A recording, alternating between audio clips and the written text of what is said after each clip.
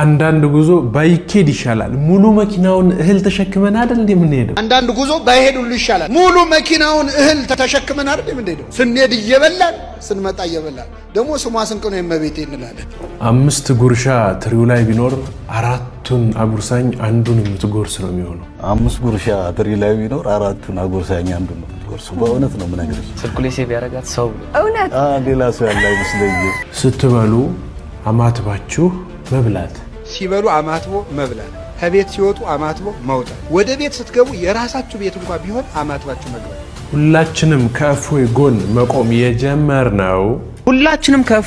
መቆም የጀመርነው ዋንኛው መሰረት ሃይማኖቱ ላይ ተገን ያደረገ ጥቃት በገዛ ሰዎቻቸው ተፈጽሟል የኔታ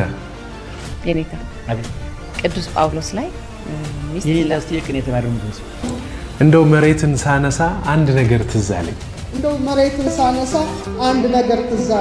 ዛሬ የሳይንሱ ዓለም ምን ይላል መሰላችሁ በባዶ እግራችሁ መሬት ላይ ተመላለሱ ይላል ሰምታችሁ ታውቃላችሁ ለገሃይልክ ወስባት ወዘዝ ሰላም ለእናንተ ይሁን የተወደዳችሁ ክቡራን የግዕዝ ሚዲያ ቤተሰቦች እንደምን ሰንብታችኋል እንደምንስ ቆያችሁልኝ አያሉ እግዚአብሔር የተመሰገነ ይሁን እጅግ በጣም ደህና ነኝ ደህና እንደምትሆኑና ደህና እንደሆናችሁም ይሰማኛል እንዴት ናችሁ እና አይሁላችሁ ቀንጨብጨብ ተደርገው የታዩት እነዚህን ይመስላሉ ያላያችኋቸው ሌሎች ደግሞ አሉ በደንብ አስተማሪ መካሪ ገሳጭ ናቸው በያመንኳቸው ቪዲዮዎች ወደ እናንተ ይዤላችሁ መጥቻለሁ ያው እናንተ የላካችሁት ነው ግማሹ በቴሌግራም ዋትስአፕ ልካችሁልኛልና እግዚአብሔር ይመስገን እንግዲህ እነዚህ ቪዲዮዎች እናንተን ያስተምራሉ ብለን ዛሬ ቆንጆ አድርጌ ይዤላችሁ መጥቻለሁ አዳዲስ ነገሮች አሉበት ስለዚህ የትም መሄድ አይቻልም ባላችሁበት ቦታ ሆናችሁ አረፍ ብላችሁ ብትመለከቱ በቀጥታ የሚያስተምራችሁ በቀጥታ የሚመክሯችሁ ይሆናሉ እነዚህ ቪዲዮዎችና አዲስ ጉዳዮች አሉ እነሱንም ማሳያችሁ ይሆናል ማለት ነው በቀጥታ ወደ ቪዲዮዎቹ እንሂድ 5 ጉርሻ ትሪ ላይ ቢኖር 4ቱን አጉርሳኝ አንዱን ነው የምትጎርስ በእውነት ነው ምነግርሽ ስልኩሌ ሴቭ ያረጋት ሰው እውነት ሌላ ሰው ያለ አይመስለኝ በቃ በግድ እንምጣ ምናምን ሲለኝ ከተናገርኩ ሁለት ነገር ነው መናገረው ብየው ነው ስለ ማዓዚና ስለ እግዚአብሔር ነው መናገረው ፈልገው ብየው ገብተሻል ተስማምተን የመጣ ነው ማለት ነው በጣም ምትገርም ሴት ናት እኔ መታወቂያት ሁሉ ነው የሚመስለኝ ሰው ሁሉ የሚያውቃት ስለሚመስለኝ ነው እግዚአብሔር እንደሚወደኝ ያወኩት ራሱ በሷ ከኔ ከቤኖና ከማዘር ይላል ማለት ነው ሁለታችሁ ሙት እሷ ናት የሰጠችኝ እናንተንና እሷን አንደኛ ናት ተቀላኒ ማንንም ሰው አንደኛ የለኝ አንቺ ፐርሰናል ህይወትሽ ሊበላሽ ከፈለገ ወይ ሰይጣን ሊያበላሽው ከፈለገ መጀመሪያ የሚመታው ትዳርሽን እንደ አይሮፕላን ማረፊያ ቁጥሪው ገብተሻል የአንድ ሀገር አይሮፕላን ማረፊያ ልክ አገር ውስጥ ወረር መጀመሪያ እንደሚመታው ትዳር ማኮብኮቢያ ነው ገብተሻል እሱ ጋር ከተበላሸ ስቶች በሙሉ ብልሹ ነው ሻውን ሰፈር ላይ ያለ አሁን መውጫችን ረጅም ነው ስንሄድ ዚንግዛንግ እየሰራች ነው የምትሄደው እንዴት እንደሆነ ታውቂያለሽ እሱንም ሰማ የፍቅር ሰው ናት ባይዘው ለኛ ቤት ብቻ አይደለም 122 አመት ነው የምንኖረው ለኛ አሜን ያርግላችሁ እና ተያይዘን ነው የምንሞተው እንጂ እንደዚህ እንትን አይደለም ምናምን ብለው ነገር አለና ደግሞ ያለችው ነገር እውነት እኛ እሱ ማስፈቀድ የፈለግነው ነገር ደም በቃ ከለርፉል ይሄ እንትን አርጋ አሰማምራ ምናምን መጠይቅልን እሷ ናት ገባሽ እሱ ጋር መግቢያውን ኪ ታቋለች 122 አመት ነው የምንኖረው ብሎ የረጅም አመት ታሪክን በአንድ ደቂቃ ከ22 ሰከንድ ሄም ያህል አቅም ያለው መልእክት አስተላልፎ ሄዱ እናንተ በዚህ ጊዜ አሁን ባለንበት ዛሬ በዚህ በ21ኛው ክፍለ ዘመን እንዲህ ያለ ፍቅር እንዲህ ያለ ሰላም ያለው ሰው አለ እንዴ ለካ ያው ሚስቱ ለባሏ የሰጠችው እናንተ ሁሉም ባሎች መልካም ሆነው ሁሉም ሚስቶች ሰይጣን አድርገው የምናስብበት ጊዜ እኮ ነው ሴቶችም ልክ እንደዛው ራሳቸውን በጣም ንጹህ አድርገው ባሎች ክፉ የሆኑበት ጊዜ እኮ ነው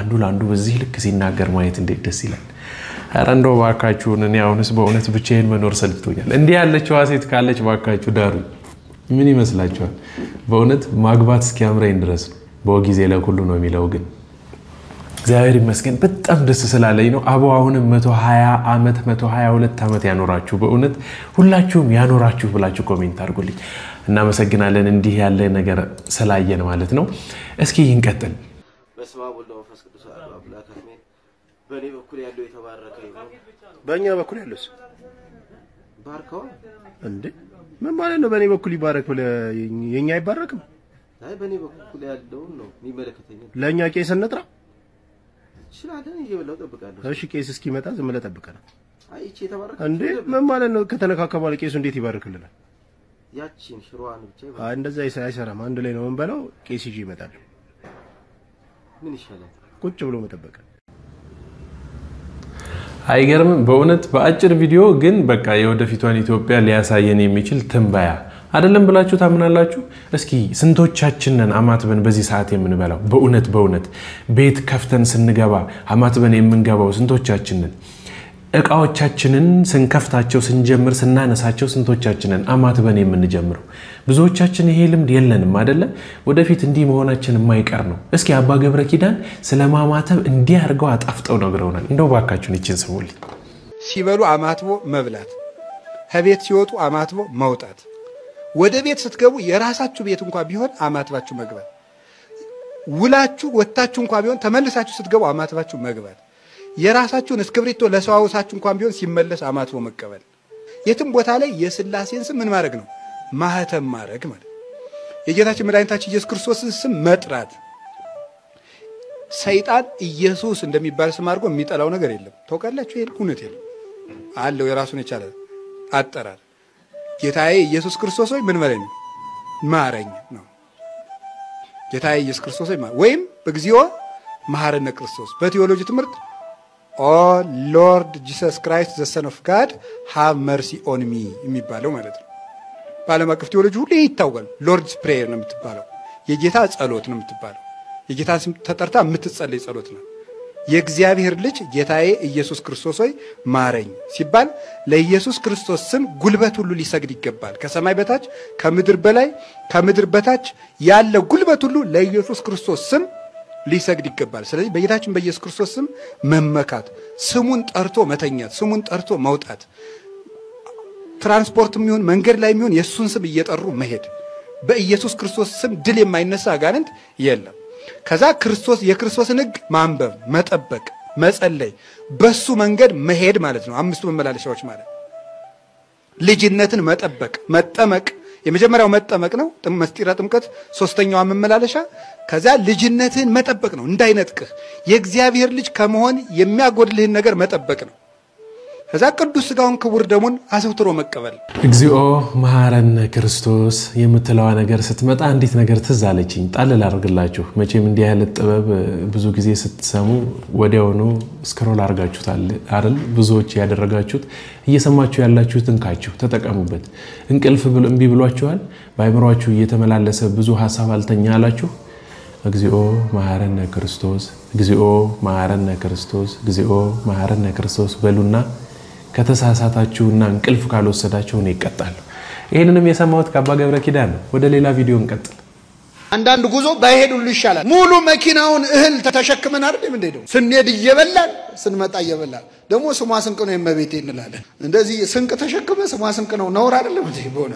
አንዳንዴ ከዚህ ምግብ ጭነው ሰዎች ጉዞ ሄደው በልተው ለነዳያን ላለመስጠት ለበረከት ብለው ይዘውት ይመለሳል ስንሄድ እየዘመርን እንሄዳለን ስንመለስ ሌላ ነገር አይደል እንዴ እኛ እኮ ትዕቢተኞች ነን እማናውቀው ነገር እንኳን አላውቅም ማለት እንኳን ፈልግ እማናውቀው እኔ እንጃ አላውቀው እኔ ሰው በትትና ሲጠይቅ ማቀው አንድ ነገር ነው እሱ አሁን ስንት ሰዓት ነው የሚለው ብቻ ስንት ሰዓት ነው ትላላችሁ እንላለን ከዛ ውጭ እኮ መጠየቅ አንፈልግም አላዋቂ ላለመባል ያለን ፍርሃት ሌላ ሰው ላለመጠየቅ ያለን ጭንቀት ምን ነበር እንኳን ይላሉ አንዳንድ ሰዎች ጥያቄ ሲጠይቁ አያውቁትም እኮ ግን አውቀው ነበር ጠፍቶብኝ ነው ለማለት ማለት ትዕቢት አለች አያችሁ አንዳንድ መልእክቶች እኮ ለኛ በቃ ሲነገሩን እንዴት ነው ስማችንን መጥራት እስኪቀራቸው ድረስ ነው አይደል አንተ ከሌ ምናምን ብለው እስኪጠሩን ድረስ የሚሰማን ነገር አለና መምህር ሄኖክ ኃይሌ ዲያቆን በእውነት ለኔ ነው እቺ መልእክቴና የተናገረው በቃ ለኔ ነው በእውነት ለኔ ብቻ እንደው ለእናንተ ራሱ አይደለም እና ቃልዮት ያሰማልን ለማለት እወዳለሁ እባካችሁን በገዳም የምትሄዱ ሰዎች ወደ ገዳም እየሄዳችሁ መሆናችሁን ባትረሱት መልካም ነው ሀገራችንን በመጠኑ ችግር ላይ ጦርነት ላይ ብትሆን እንኳን በዚህ ልክ ረሃብና ክፉ ነገር ግን የለም ስለዚህ እንደው እንራባለን እንጣማለን ብላችሁ መታሰቡትን ነገር ብትተውትና የሄዳችሁበትን ዓላማ ለአንድ ቀን እንኳን 24 ሰዓቷን አሳክታችሁ ብትመጡ ጥሩ ነው ሳማ ሰንበትና ምሁር ኢየሱስ የሄዳችሁ ሰዎች እናውቃለን ምን አድርጋችሁ እንደመጣችሁ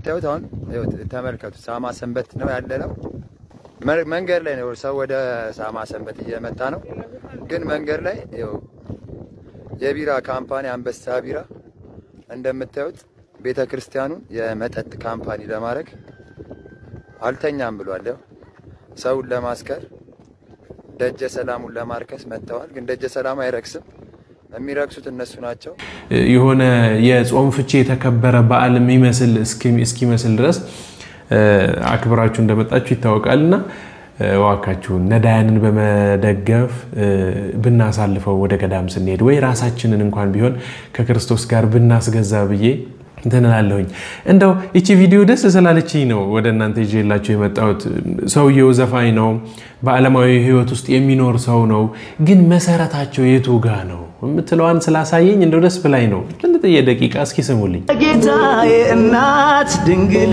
መቤቴ ተወስናትን ባንቺ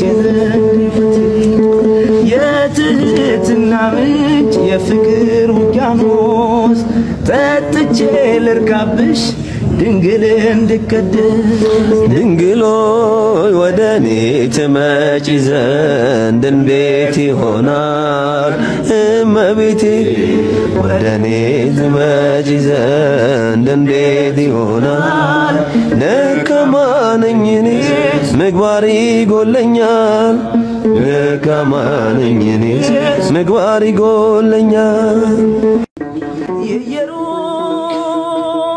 የኢየሩሳሌም ገዳም ቄስ አማን ሲል ያድራል ሲቀድስ ምን አሳስበው ለኛ ሰው ዓለም በቃኝ ይላለው ሰቀሉ ያለው መድኃኒት ያለም ሲሳይ ሰቀሉ ያለም መድኃኒት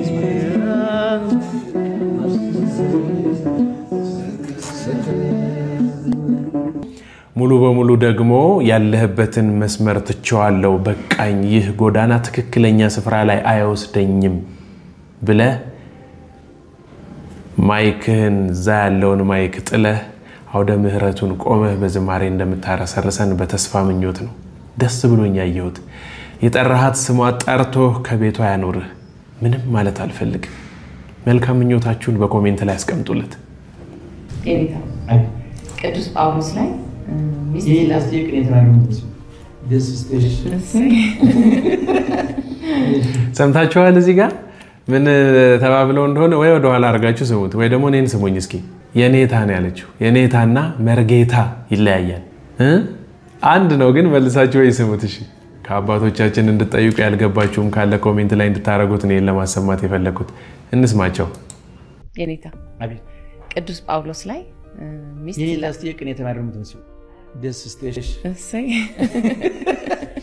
እሺ ቅዱስ ጳውሎስ ላይ ሚስት ለባሏ ትገዛ ባል ደግሞ ሚስቱን ይውደድ ይላል ያ ትርጓሜው እንደው በርሱ አንደበት ብንሰማው ምክንያቱም ብዙ ትርጓሜው ብዙ ሰዎች ላይ በጣም ጥሩ ስለዚህ ሐሳብ ስለሚያመጣ ሐሳቡ ያለው እንዳልሽው በሐዋርያው ቅዱስ ጳውሎስ መልእክት ኤፌሶን ወደ ለኤፌሶን ክርስቲያኖች በጻፈው 5ኛው ምዕራፍ ላይ ከቁጥር 20 እስከ መጨረሻው ድረስ ነው ምንድነው የሚለው ዋንተን ይሄ አንስት እናንተ ሴቶች ሆይ ታዘዛ ለባሎቻችሁ ታዘዙ ተገዙ ይልና ወከማው እናንተ ወንዶች ሚስቶቻችሁን ውደዱ ይላል ትልቁ ጥያቄ እኔ መልሽ አንቺን ልጠይቅሽ ከመታዘዝና ከማፍቀር ዋጋ የሚያስከፍለው ማለት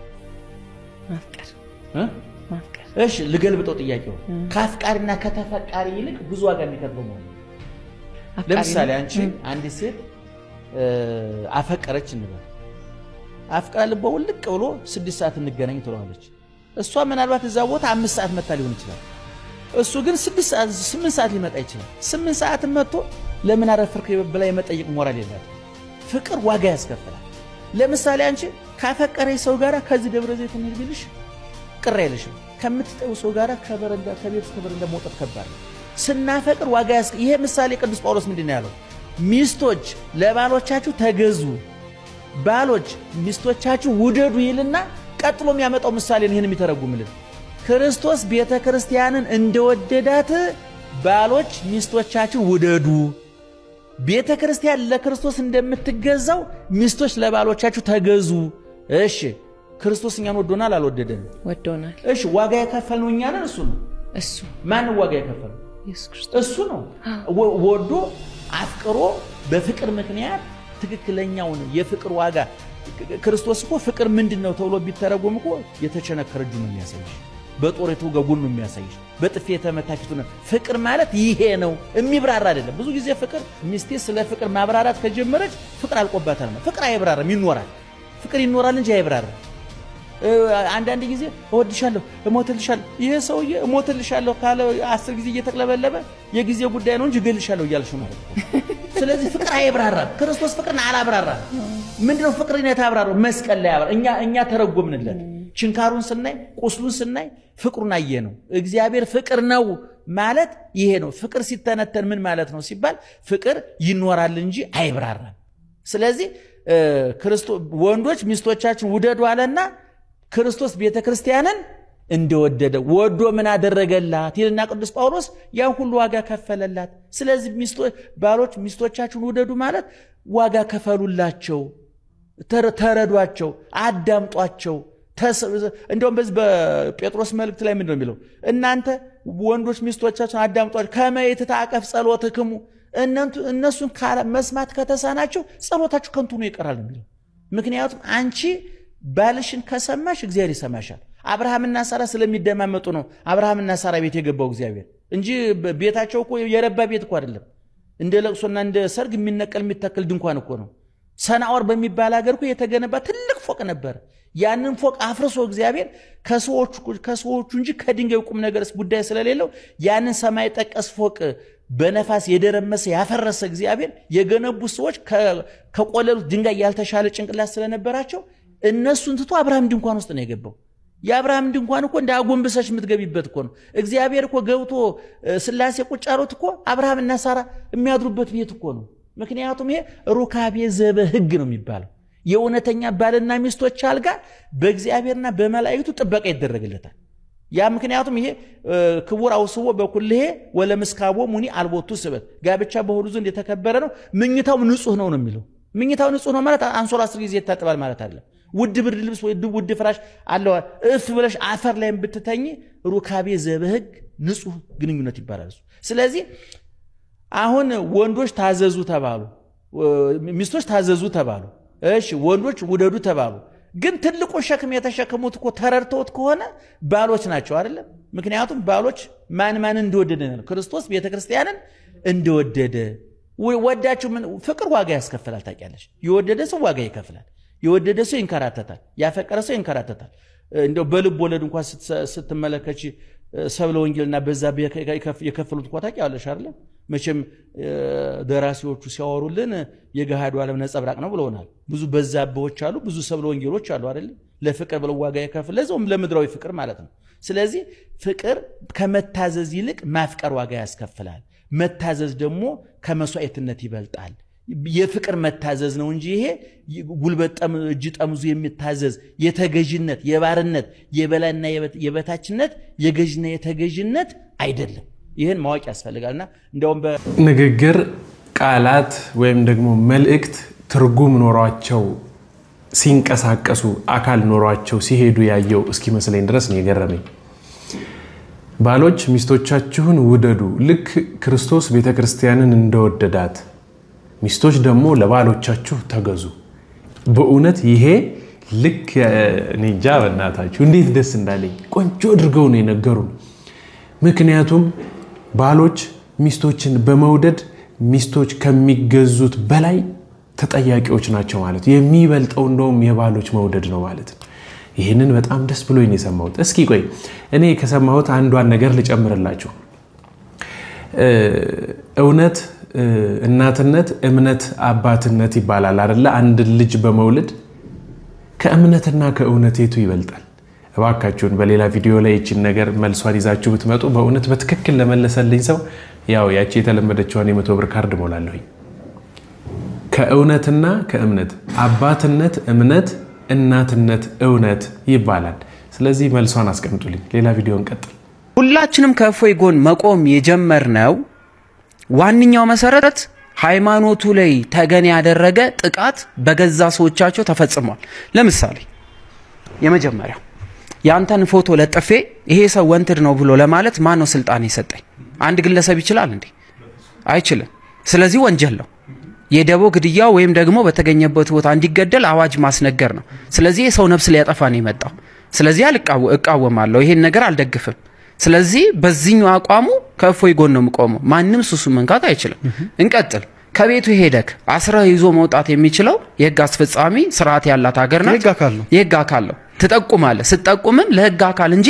ሚዲያ ላይ አውጥተ የሚገባበትም የሚወጣበትም መንገድ እየቀረስክ አይደለም መስጠው አይደለ ህዝብ ያነሳሳ አይደለም ስለዚህ እነሱ ቤት ለመስበር ነው ሄዱት በመናይ መንገድ እንዳመለጠ ምን ማድረግ እንደሚችል እንደነበረ ከዛ ደግሞ ከነበረበት ቦታ ተፈናቅሎ ወደ ሌላ ቦታ መጥቷል የህግ ከለላ ራሱ ሲል አላገኘም አይደለ ህግ መጠበቅ አለበት እሱን ግን ከህግ በላይ የሆኑ ህግን በእጃቸው ያደረጉ ሰዎች ህግ ለመስጠት ሄዷል መግደል በሚዲያ ላይ አንድ ቪዲዮ ተመልክተን ብንመጣ ደስ ይለኛል እስኪ ያው ስለ ግድያ ያወሩበት ነው ተመልክተን እንምጣ ካልሆነ ግን والله ራስ እንደ ስንት ሙስሊም ሞልቷል እኮ ስንት ሙስሊም የሆነች ልጅ ስትናገር ሰምቻለሁ እንደ እንደዚህ አይነት ጂሃድ እኮ ነው በቃ ምንም አይደለም እኮ ታዲያ ሰው በስንት ነገር ይሞት የለ እንዴ በክብር በአላህ ስም እንደዚህ አይነት ነገር እየሰራ በአላህ ስም መሞትም እኮ ክብር በቃ ችግር የለውም ሁሉ ነገር ምንም ችግር የለውም እኮ እዚህ አሁን እኔ ባለውበት ከተማ እንኳን 20 ምናምን ቤተ ክርስቲያን አለ ችግር የለውም 20 ቤተ ክርስቲያን ካለ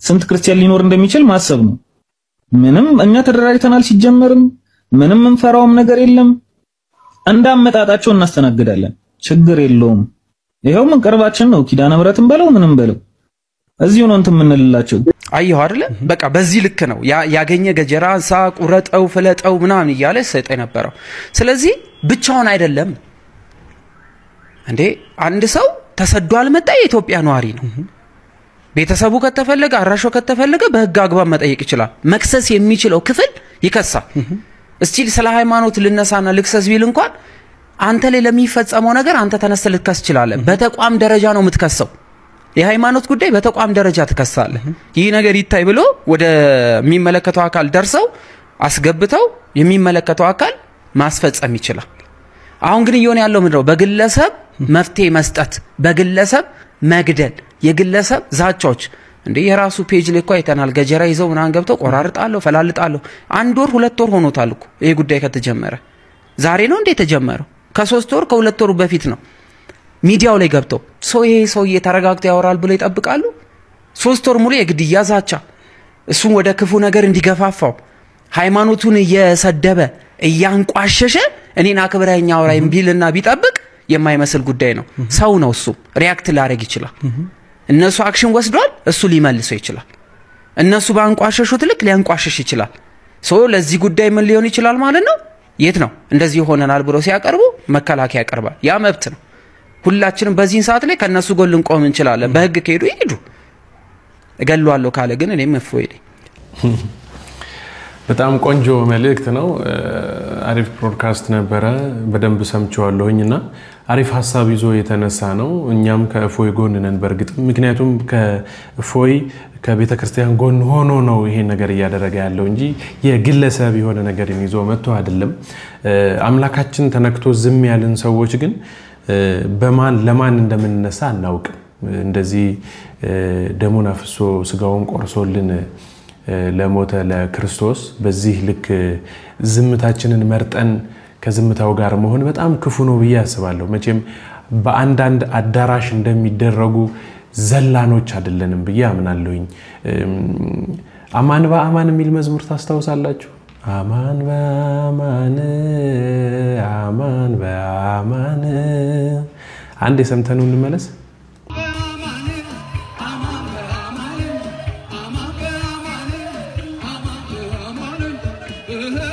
መንግስተ ስላሴ ሰላም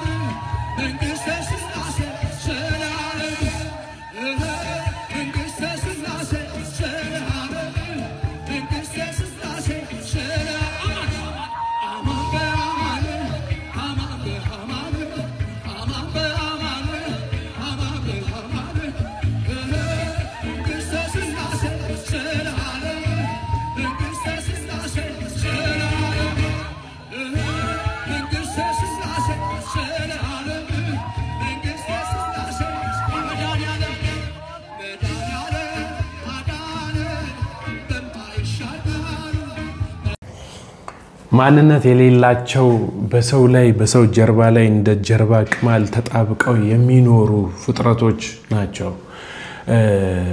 ስሙን መጥራታቸው ከኛ መውሰዳቸው መስረቃቸው አይደለም።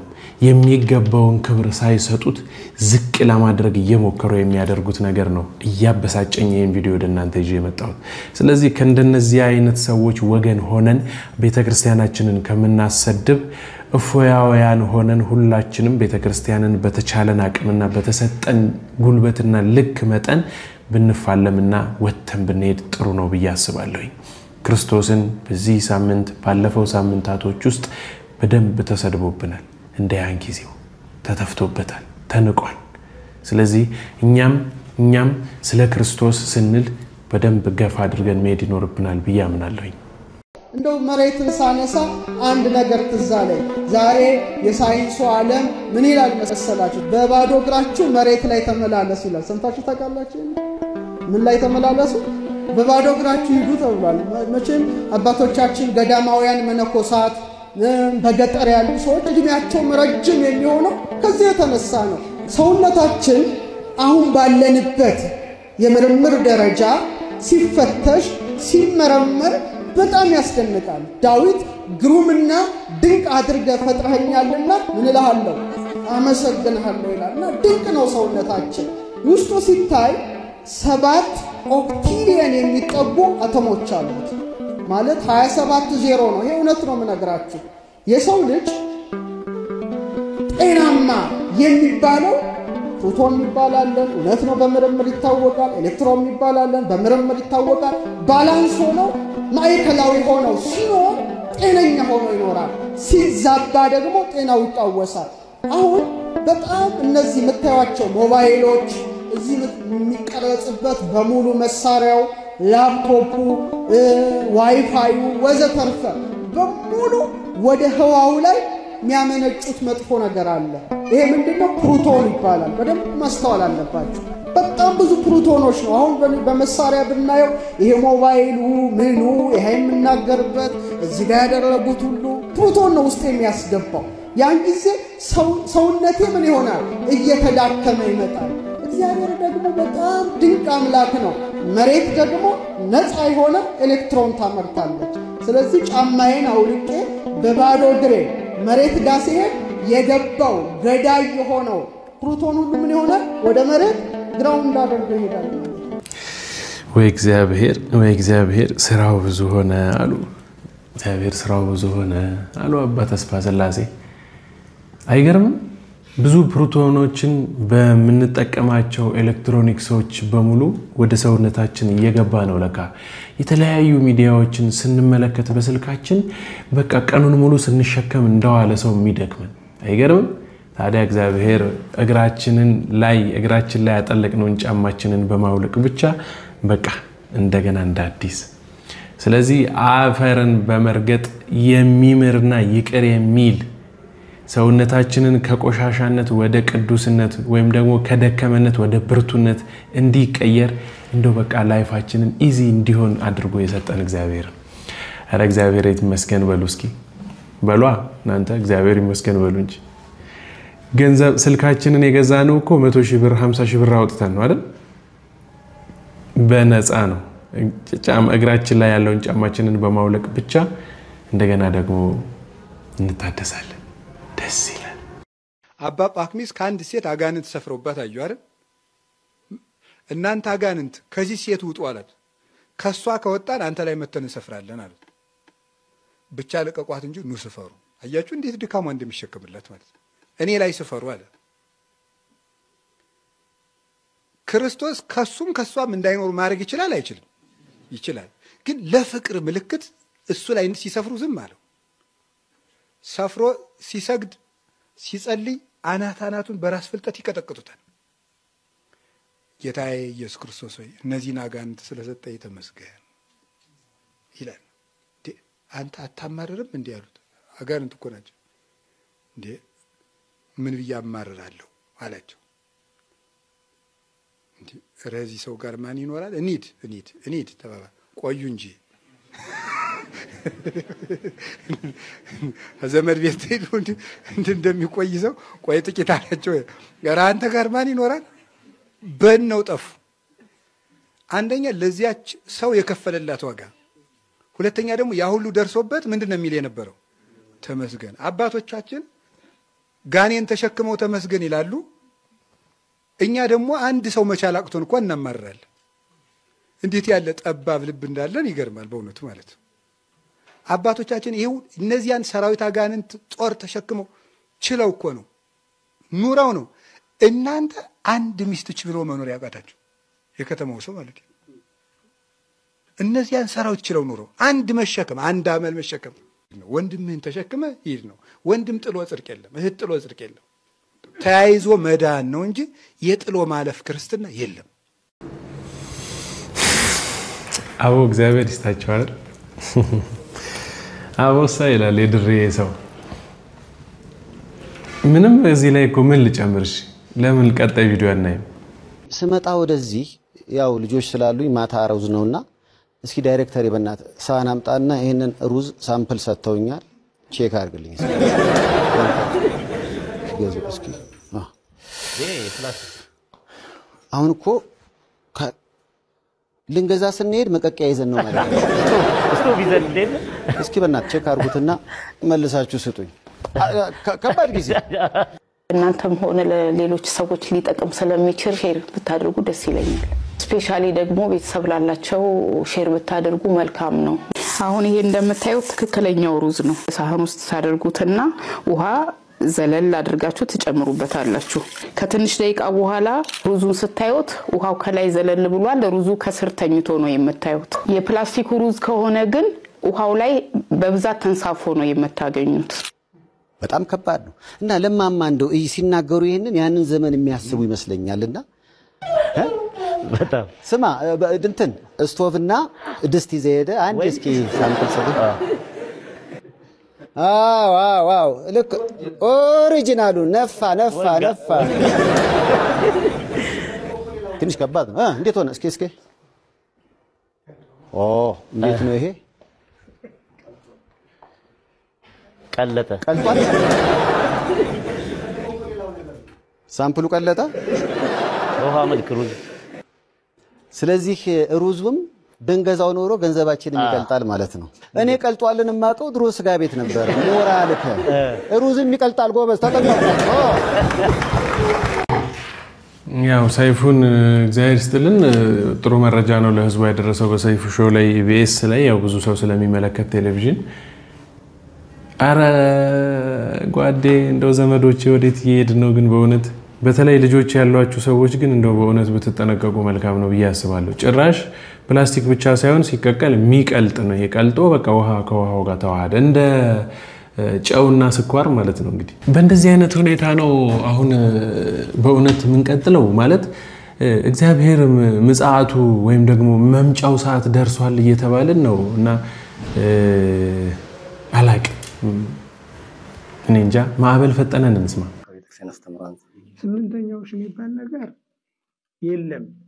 ምንድነው የለም ማለት የቀመር የሚያልቅበት ነው እንጂ 8000 ዘመን ሲሞላ ዓለም ያልፋል ማለት አይደለም። ምክንያቱም ወይት መየጥ ሀበጥን ተግብሮ ነው የሚለው። ምክንያቱም አሁን 8ኛው ሺህ ከደረሰ በኋላ እንደገና ቀመር አንድ ብሎ ይጀምራል። ለምሳሌ አሁን ያለነው ይሄ ጠለቅ ያለ ነው። አሁን ለምሳሌ አሁን ያለነው በ15ኛው አብይ ቀመር ነው አይደለ? ስለዚህ ይሄ